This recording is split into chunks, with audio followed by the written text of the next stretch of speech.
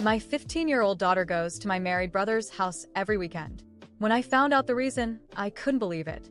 The age difference between my daughter and my brother isn't that big. She is 15 and he is 20, so they have always been very close since she was a child. My daughter has always matured quickly for her age. At 11 or 12 years old, she already wanted to wear makeup and was very vain. My brother and she were at similar stages in life, so they were very attached. When my brother turned 18, he started dating someone, got engaged, and eventually got married. This caused him to distance himself a bit from my daughter, which was natural as their lives were heading in different directions. After some time, my daughter reconnected with him and his wife, becoming close friends with her. Every weekend, my daughter wanted to go to their house, and I always allowed it because I could see they had a good reputation. My brother's wife was very kind, so I always let my daughter go. One weekend, my daughter went to their house but forgot her phone charger. Since my brother and his wife used iPhones, they didn't have a charger compatible with her phone. She sent me a message asking if I could bring her charger, and I said I would. Later, I ended up forgetting about it, and when I remembered, it was already around 11 p.m. My husband and I decided to take her the charger. When we got there, we called, but no one answered. Since my brother lives in the house below my parents, we went in because the gate was open. We walked to his house, and the living room door was unlocked, so we entered. Everything was very quiet, and I thought everyone was already asleep. I went to my brother's room, and when I opened the door, you won't believe what I saw. I entered the room without imagining what I was about to see, but what I witnessed felt like a punch to the stomach. My daughter and my brother were sitting on the bed, way too close to each other, and when I opened the door, they jumped as if they had been caught doing something they shouldn't. She was wearing one of his t-shirts, which barely covered her legs, while he was shirtless. My heart started pounding. Every instinct in me screamed that something was very wrong. He quickly stood up, trying to adjust his posture, and muttered something about watching a movie together because she couldn't sleep. My daughter, on the other hand, looked visibly uncomfortable, her face flushed, but she didn't say anything. I couldn't speak either. My throat felt tight. My husband, who was behind me, walked into the room as if oblivious to the tense atmosphere and handed the charger to my daughter. As she took the charger, my eyes locked with my brother's. He looked nervous but tried to force a smile. My mind was racing. A movie? At 11 p.m.? In bed? I thought, but I didn't say anything. My husband casually asked if they were about to go to sleep, and they both answered almost in unison, yes. Not wanting to prolong the awkwardness, we left quickly, but a horrible feeling gnawed at me the entire way home. That night, I couldn't sleep. My mind was a mess. My daughter had been spending weekends at my brother's house for so long, and I had never suspected anything. But now, I couldn't ignore what I had seen. Why was she wearing his t-shirt? Why were they so close on the bed? I started connecting dots that had seemed insignificant before. The way they exchanged glances, how she always defended him, how he always seemed to make time for her despite being married. The next day, I decided to talk to my daughter.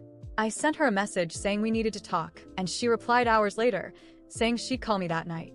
When we finally spoke, I tried to remain calm, but my tone must have sounded harsher than I intended. I asked her why she had been in my brother's bed the night before. She laughed nervously and said it was normal, that they were just talking. But her voice was shaky, and it only heightened my suspicion. So, I decided to speak directly to my brother. I called him the next day, pretending everything was fine. After some casual chit-chat, I asked him about the previous night. He gave me the same excuse, saying they were just watching a movie. But his explanation was full of pauses and inconsistencies. When I mentioned that my daughter was wearing his t-shirt, he laughed it off, saying she must have grabbed it because she was cold. None of it made sense. Something was being hidden from me, and I needed to find out what. I began paying closer attention to everything. I noticed that my daughter became anxious every time I mentioned my brother. She was constantly on her phone, smiling as if talking to someone special. I asked her casually who she was texting, and she said it was friends but avoided showing me anything. One day, when she left her phone on the table, I tried to check it, but it was locked. I knew I had to dig deeper. The following weekend, as usual, she asked to go to my brother's house.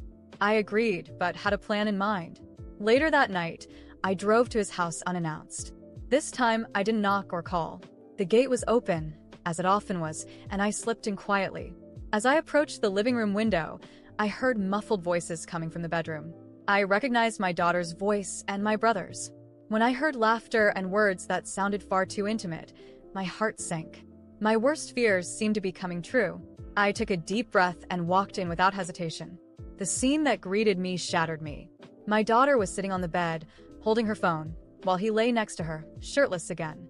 They were too close, too comfortable, and their closeness was anything but innocent. "What the hell is going on here?" I shouted, my voice echoing through the house.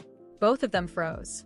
My daughter dropped her phone as if she had been caught in the act, and he quickly got up, stammering excuses. I didn't want to hear any of it.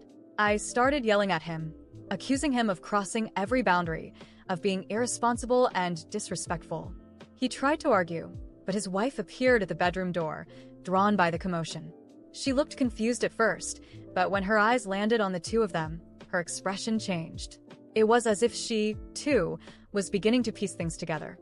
My daughter started crying, begging me to stop, saying I was misunderstanding everything. But I knew I wasn't. I don't know how I managed to leave that house with my daughter, but I did. I didn't speak a word until we got home. Once there, I demanded answers, and what she told me made the ground collapse beneath my feet. "We're in love," she said through her tears. I didn't know what was worse, the fact that she believed it or that my own brother had allowed this to happen. From that day, everything changed. I confronted my family, and my mother accused me of overreacting, but I couldn't ignore what was happening. I decided to protect my daughter, even if it meant cutting ties with everyone. When we got home, still in shock from everything that had happened, I sat my daughter down on the couch and looked her directly in the eye. She avoided my gaze, nervously fidgeting with her hands, tears still streaming down her face. My husband stood silently nearby, unsure of what to say or do. The atmosphere was heavy, suffocating. I was trying to organize my thoughts, but my anger and frustration made it nearly impossible. "From now on, you're not going to your uncle's house or any other relative's house," I started, my voice firmer than I expected. "I won't allow it. Something very wrong is happening, and I'm not going to let it continue." "Mom, you're overreacting," she cried, her voice shaking. "You don't understand.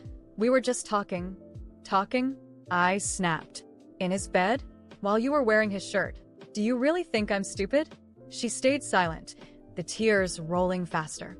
It wasn't the silence of someone being unfairly accused. It was the silence of someone hiding something. I took a deep breath, trying not to lose control. My husband stepped in, trying to mediate. "Maybe we should calm down and not jump to conclusions," he suggested gently, but I cut him off. "No, this has gone too far already. I am going to protect my daughter, even if she doesn't understand it right now." She tried to get up, but I stopped her with a sharp gesture. "Sit down." "I'm not done." My tone was cold, and she obeyed, muttering something under her breath. "If I find out you went to your uncle's house or met him without my permission, I won't hesitate to take more drastic measures. And as for him, if he comes near you again, I swear I'll go to the police. I don't care if I don't have clear proof right now. He won't get away with this if it continues." "This is ridiculous," she shouted, finally losing her temper. "You're going to tear this family apart because of your paranoia?" "Paranoia?" I laughed bitterly. "You think I'm making this up? You think that scene I walked into is normal?" She shook her head but didn't say anything else. I knew she was trying to find a way out of this, but I wasn't going to leave room for excuses. The silence that followed was deafening. Finally, my husband spoke up with an idea I hadn't considered. "Maybe we should take her to a gynecologist just to make sure everything is okay." My daughter's eyes widened, clearly uncomfortable. "That's insane. Don't you trust me?" "No, we don't," I replied without hesitation. "And given everything that's happened, this is more than necessary." The next day, I scheduled an appointment. My daughter spent the day sulking, refusing to talk to me. When we arrived at the clinic, her discomfort was palpable, but I stood firm. During the consultation, I waited outside, pacing nervously. When the doctor finally came out, he said everything was normal. That brought me a small sense of relief, but it didn't erase my concerns. On the way home, I tried to break the silence. "This doesn't change anything. You're still not allowed to have contact with your uncle or any other relatives for now. You're not letting me live my life," she yelled, her voice full of anger and frustration. "I didn't do anything wrong, but you're treating me like a criminal." "I'm not risking your safety over what you think is fair or unfair," I responded, keeping my tone steady. "My job is to protect you, even if you hate me for it." When we got home, she stormed into her room and slammed the door. My husband tried to talk to me. "Don't you think you might be overreacting a little?" We haven't found any concrete proof. I don't need concrete proof, I replied, looking him directly in the eye. My instincts tell me something is wrong, and I'm not ignoring that. If anything happens to our daughter because I decided to be complacent, I'll never forgive myself. He sighed, looking torn, but didn't push further. That night, as my daughter stayed locked in her room, I sat in the living room, trying to process everything. My mind kept going back to that scene, to the way they reacted.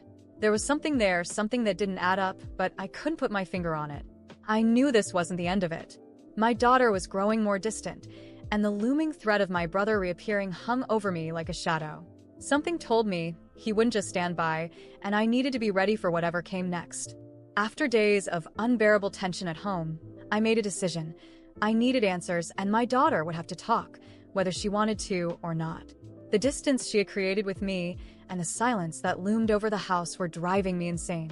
She barely came out of her room, and when she did, she avoided looking at me or speaking to me.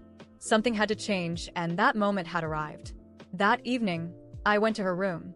I knocked on the door, but didn't wait for her response.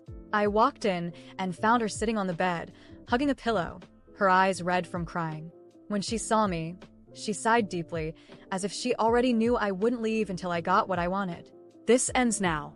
You're going to tell me the truth," I said firmly. "No lies, no excuses. I want to know what's going on." "I already told you, Mom." "There's nothing to tell," she shouted, exasperated, throwing her hands up as if begging me to leave her alone. "I don't believe you," I replied, pulling my phone from my pocket. "If you don't talk now, I'm calling the police. Maybe they'll get the truth out of you." "That's insane," she yelled, standing up, but I had already dialed the number. "You can't do this." "Want to bet?" I asked, my finger hovering over the call button. "Talk now or they'll handle it." She started crying, tears streaming down her face. Fine. "I'll talk," she screamed, raising her hands in desperation. Her eyes were filled with pain, and her voice came out weak, barely a whisper. "I'm a lesbian, Mom," she confessed, as if each word weighed a ton. "I like girls, okay?" That's what I was telling Uncle that day. I asked him for help because I didn't know what to do, how to deal with it. I was wearing his clothes because sometimes I like to dress like a boy. That's it. For a moment, I was speechless. It was as if the world had stopped spinning. Lesbian? Dressing like a boy? It wasn't the answer I expected, and it certainly wasn't the one I wanted to hear. My heart raced, and anger consumed me. "Lesbian?" I repeated, letting the word escape my mouth like venom. "You're telling me you like other girls?" She nodded, still crying. "Yes, Mom. That's who I am." I stood up, feeling a mix of rejection and disbelief. This is worse than I could have imagined," I said, my voice dripping with disdain. "I don't accept this, and I never will. This isn't normal." She looked at me, her face full of pain and anger. "That's why I didn't want to tell you. I knew you'd react like this," she screamed, her voice cracking. "You'll never understand. You'll never accept me." Before I could respond, she ran out of the room and slammed the door. I stood there, frozen, trying to control my breathing. My heart felt heavy, not with concern, but with rage. To me, this was unacceptable. That night, I couldn't sleep. Her words echoed in my mind. But there was something else I couldn't ignore. My brother knew. He knew all of this and kept it from me. The next day, I decided to confront him.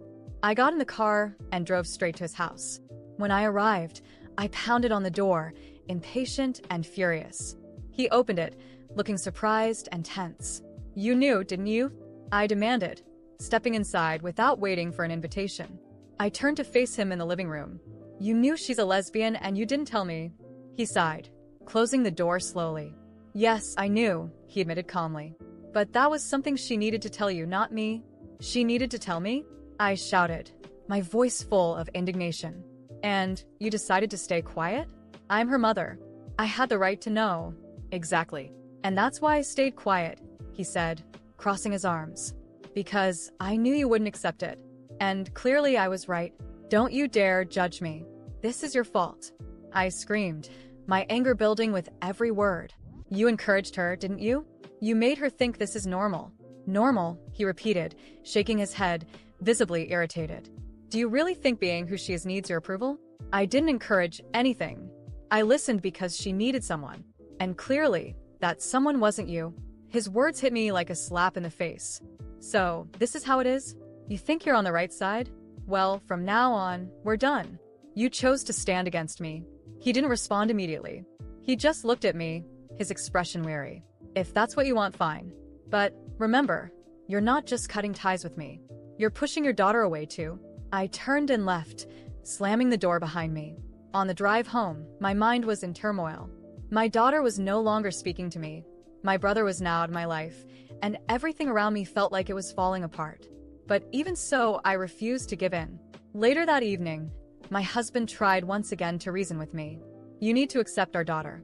She's suffering, and you're making it worse. I'm not going to accept this, I replied, my voice full of conviction. This isn't normal, and I won't pretend it is. He sighed, clearly exhausted by the situation. Then you're going to lose her. And maybe, in the end, you'll lose me too. His words stung, but not enough to change how I felt. I knew my family was on the brink of collapse, but to me, giving in wasn't an option. This truth was worse than anything I could have imagined, and accepting it? Never.